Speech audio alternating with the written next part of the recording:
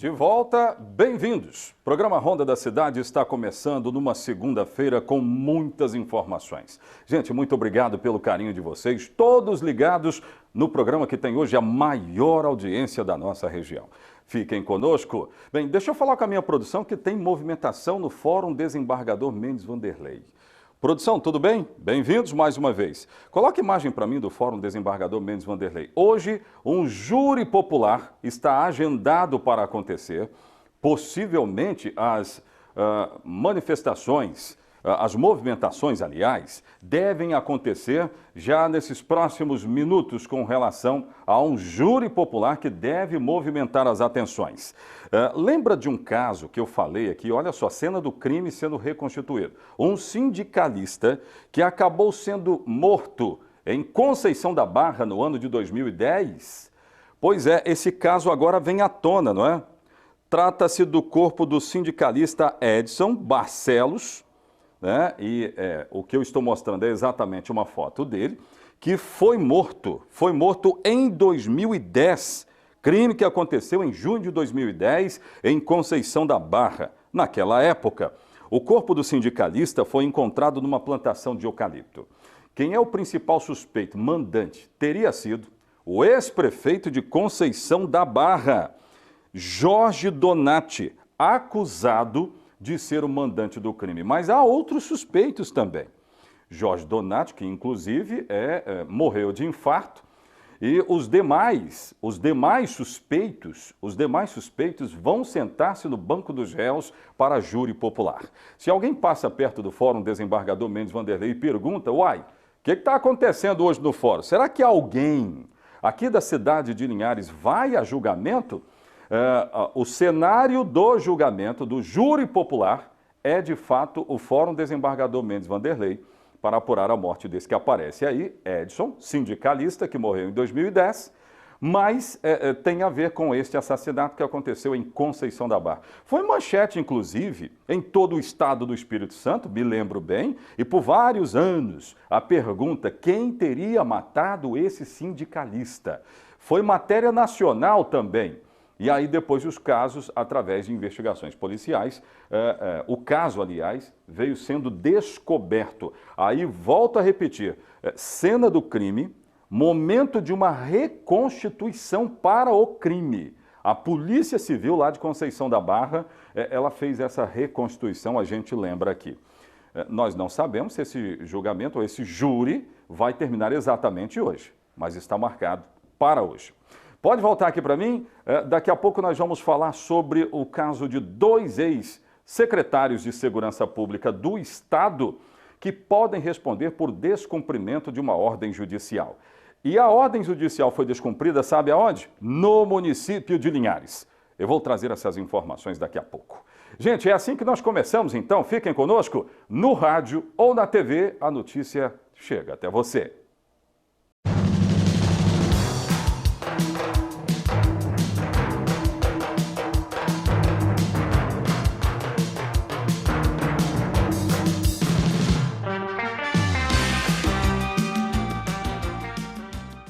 Então vamos até a este caso que chama a atenção. Quem seriam os 2 ex-secretários do Estado que podem sofrer na justiça sanções, penalidades, por não terem cumprido uma decisão judicial? Nós temos uma decisão judicial aqui que foi divulgada pelo Fórum Desembargador Mendes Vanderlei. E ele cita, ou esta decisão, cita André Garcia e Nilton Rodrigues, ex-secretários de Segurança do Estado do Espírito Santo e que teriam descumprido uma decisão judicial com fins à reforma do Serviço Médico Legal da cidade de Linhares. Uma inspeção surpresa que aconteceu no mês de abril constatou que o local, que deveria ter passado por reformas bem antes, não passou e, muito pelo contrário, ainda não tinha condições de atender nem os anseios dos funcionários e nem de quem precisa do Serviço Médico Legal. O que resultou na decisão de um juiz aqui do município de Linhares. Produção, eu tenho essas informações, não é? Põe no ar. Os ex-titulares da Secretaria de Estado da Segurança Pública André Garcia e Nilton Rodrigues podem ser punidos por terem descumprido ordem judicial que determinou a melhoria da estrutura física do Serviço Médico Legal de Linhares. A informação é do juiz Tiago Albani Oliveira, da Vara de Linhares. Em audiência pública sobre o caso, ajuizado a pedido do Sindicato dos Policiais Civis do Espírito Santo. O magistrado constatou que o Serviço Médico Legal está em situação deplorável, após inspeção judicial surpresa feita no dia 25 de abril. A inspeção contou com a presença da equipe do Serviço Médico Legal, do Procurador do Estado Marcos Milagres e da promotora Roberta Fulli.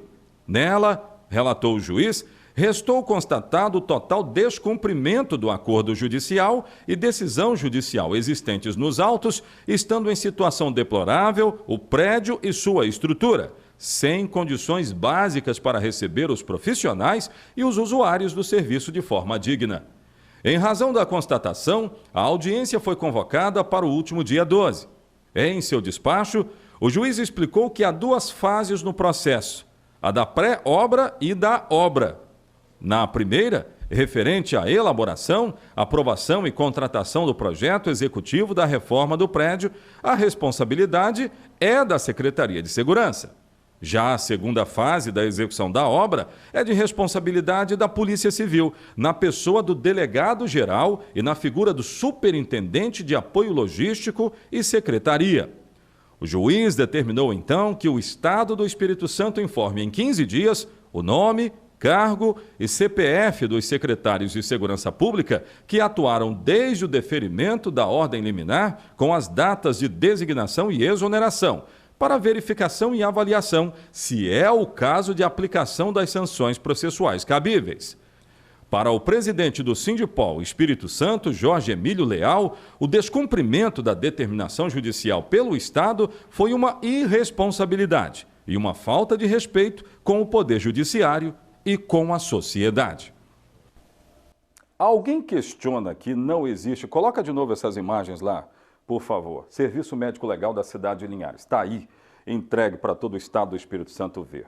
E é necessário ter as reformas, sim, porque muitos linharenses, e não apenas linharenses, pessoas de outros municípios precisam do atendimento do Serviço Médico Legal. Alguém vai questionar que isso não é verdade? Acho que não, né? Ninguém vai questionar isso aí. Então, agora, nós inclusive, produção, mantivemos contato, nós pedimos para que os ex-secretários estaduais de segurança, que são apontados por terem descumprido uma decisão da Justiça, para que eles se manifestassem. Nós pedimos isso. Até agora, o pedido que nós fizemos foi por nota, através de e-mail, mas até agora nós não temos nenhuma resposta dos ex-secretários. Nilton Rodrigues e André Garcia ainda não nos atenderam. Agora nós vamos aguardar os próximos passos, para que eles sejam, inclusive, comunicados oficialmente, que era isso que nós mandamos perguntar. Será que eles já estão sabendo disso? Porque é oficial, a decisão já foi tomada, já há uma decisão tomada e pediram até dados do próprio governo do Estado, como a matéria relatou, CPF deles, função que exerciam, tudo certinho, para que os próximos passos fossem dados, portanto. Mas o Serviço Médico Legal precisa passar por reformas urgentes. Pode voltar aqui para mim, daqui a pouco eu vou mostrar a cena de um acidente. Eu tenho aí essas imagens, ô produção? Não, né? Tá bom, daqui a pouco eu vou ter. Um idoso de 82 anos tentava dirigir aqui na cidade de Linhares, quando de repente, daqui a pouco eu vou mostrar o que aconteceu. Eu mostro já.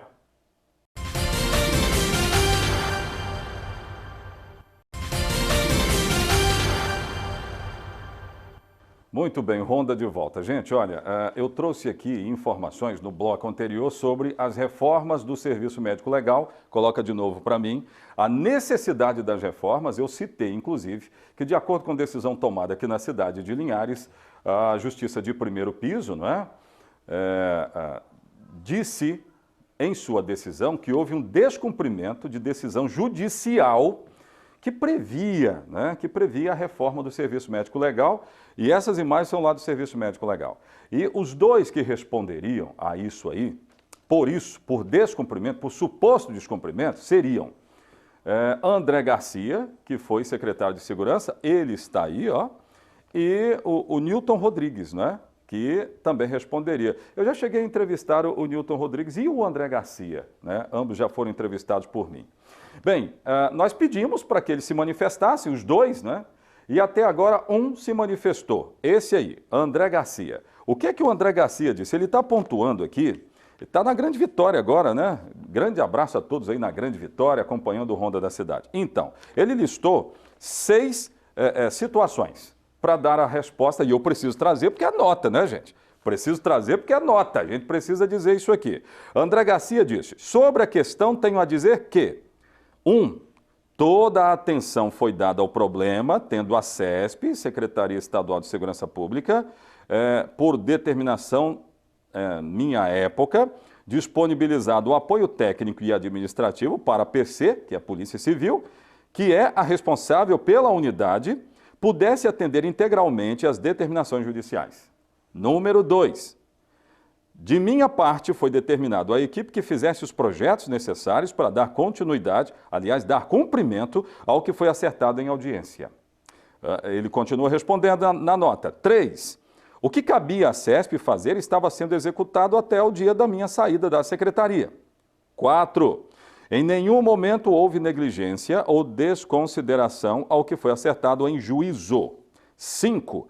Lembro que saí da CESP em 28 de abril de 2018. Desincompatibilização para concorrer ao pleito eleitoral de outubro do ano passado. Portanto, minha saída ocorreu antes mesmo do término final do acordo celebrado em juízo.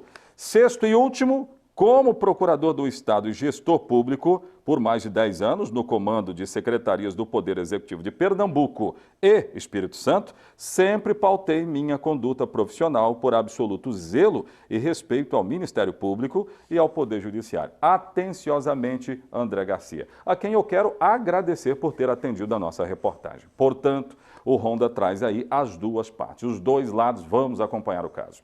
Produção, agora eu quero imagem de um acidente que aconteceu aqui na cidade de Linhares. É pelo menos estranho. Um idoso de 82 anos tentava dirigir. Eu estou falando que tentava porque eu vou mostrar as imagens, depois vocês vão ver. Olha só o que aconteceu. Ele estava no HB20, ó. Isso aí é o estacionamento lá do centro da cidade, uma das avenidas do centro da cidade. Ele tentou sair de onde ele estava, bateu nesse carro, mas antes bateu em outros dois ou outros 3, hein, produção? 2 ou 3, hein? Outros 3 carros.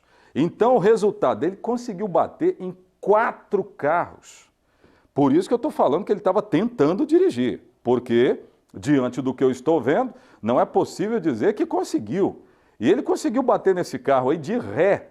Vocês viram ali, né, o estacionamento, como é que é, ele não é reto, né? Ele está meio que numa diagonal. É como acontece na maioria das avenidas aqui da cidade, para quem está fora, para entender. Isso aí foi alguém tentando sair de uma vaga e dirigir. O idoso, então, de 82 anos, não conseguiu e provocou esse grande prejuízo. Alguém me perguntou aqui o seguinte, você já pensou se renova a carteira dele por mais 10 anos? Aí vai para 92. A gente estava fazendo uma busca aqui, e essa busca é muito importante. Não há uma determinação específica no Código Brasileiro de Trânsito sobre uma idade mínima para dirigir, não é? Exatamente o que abre esse precedente, né? Pessoas com 70, com 80 vão lá e renovam suas carteiras. Agora, o candidato à habilitação, detalhe importante, ele deve submeter-se a exames realizados pelo órgão executivo de trânsito, não é? Entre outras coisas, aptidão, será que está apto para dirigir, coisa e tal. Mas esse aí mostrou que não está, né? Alguém tem dúvida disso? Alguém tem dúvida disso? Pode voltar aqui para mim. Eu vou chamar um bloco de comerciais. Nessa câmera aqui. Eu vou chamar um bloco de comerciais. Daqui a pouco eu vou falar sobre peixes que vieram para a superfície do Rio Doce e causou, inclusive, uma revolta muito grande em moradores aqui da cidade de Linhares. O que aconteceu, hein? Eu vou explicar essa história toda. O fato foi registrado no último sábado. Eu vou chamar um bloco de comerciais e daqui a pouco nós vamos trazer esses detalhes.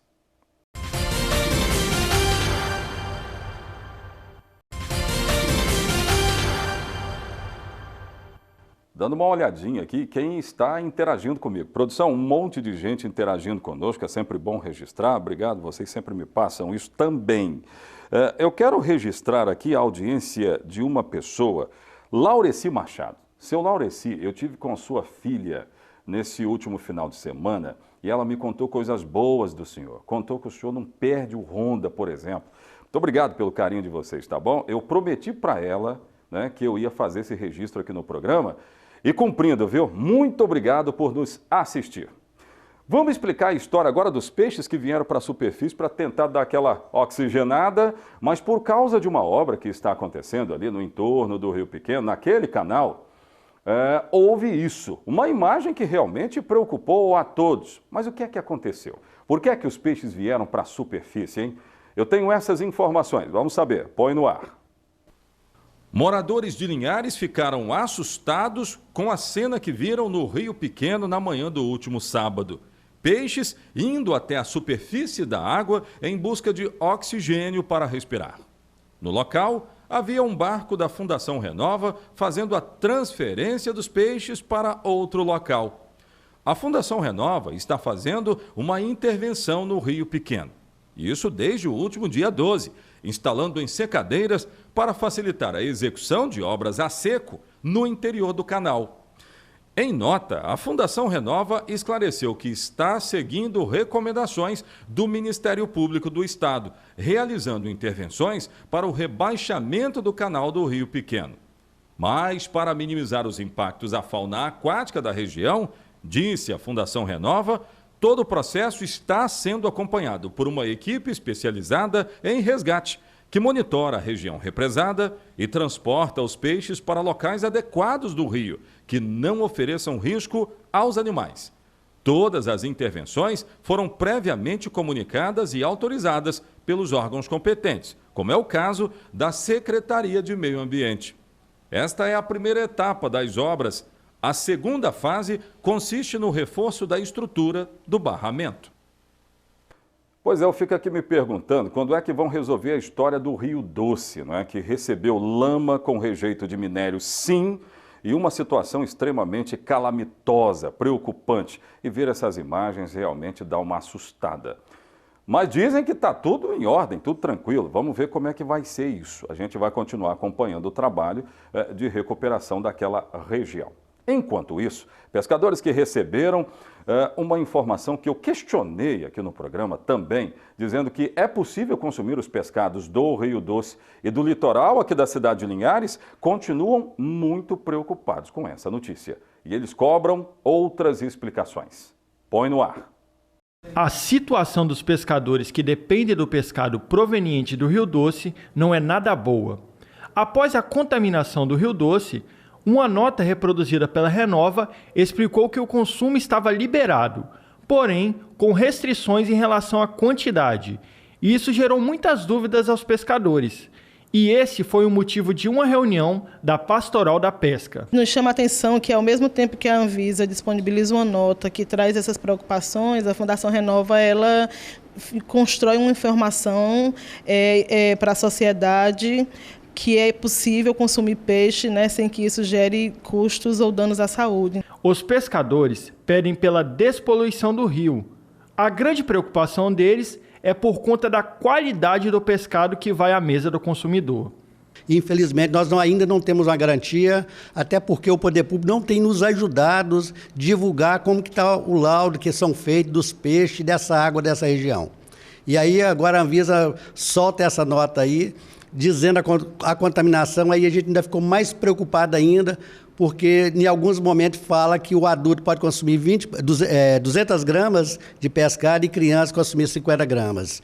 E a gente entende, quando você dá uma dose de veneno forte, um ser vivo, você mata ele na hora. E quando você vai dando de pouco a pouco, você vai matando ele aos poucos. Esse pescador de São Mateus levantou outra questão. O caranguejo pode ou não ser consumido? E hoje a gente vê já sentindo os efeitos na saúde humana daquelas famílias que tiravam o caranguejo, que comia, que vendia. E hoje a gente está vendo surgir muito problema de câncer, né? Hoje eu tenho mesmo aí um catador de caranguejo meu que saiu hoje do hospital do Rio Doce, ontem teve alta, problema de câncer, fez uma cirurgia. E outros estão perdendo memória, esquecimento, porque ele estava consumindo aquele produto ali. Me parece ser muito prático. Para fechar o Honda, Vamos trazer à baila esse assunto que foi colocado em nota da Anvisa então. Ela não disse que não há risco, ela disse que o risco é mínimo. Aí vocês que gostam do pescado, que gostam de um caranguejo, ao saber da mão do comprador, aliás do vendedor, dizendo o seguinte, ó, tem um risco mínimo aí desses animais terem sido alcançados por rejeito de minério e ele pode dar câncer, entre outras doenças. Você vai comprar? Vai comprar? Então me parece ser uma coisa muito clara, não é? Há de se dar outras explicações, sim. Produção, Ronda fica por aqui, não é? Então acabou. Amanhã, se o nosso sublime Deus assim permitir, estaremos de volta. Eu estarei aqui esperando por você. Até amanhã. Tchau, tchau.